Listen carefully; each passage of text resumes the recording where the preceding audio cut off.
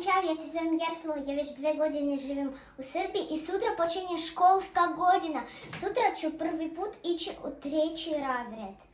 Gledajte kakav ranac mi mama i tata kupili. Gledajte kakvi ogromni točkovi. Sad ću vam pokazati šta ima u rancu.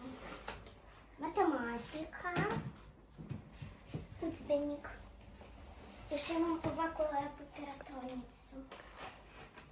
Gledajte kakva sličnica rancom. Ovdje ima gumica, zarezač, hemijska, lenjer, još lenjer i olovka. Koliko ima lenjera. Puno bojnih olovka i puno flomastera. Muzička kultura, priroda i društvo, radna sveska srpski, reči srpski, digitalni svijet. Gledajte kakva već planina iz udžbenika.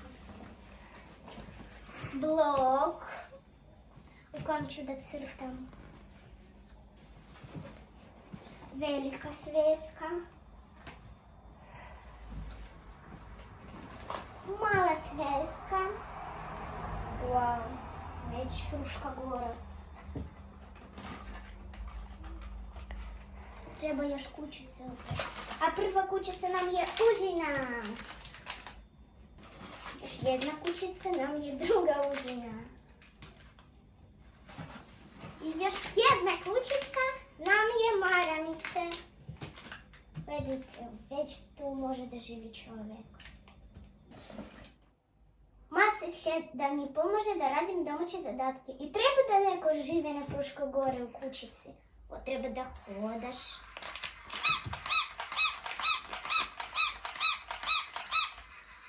Maca na klizanju na Fruškoj gori. Maca, šta ti radiš?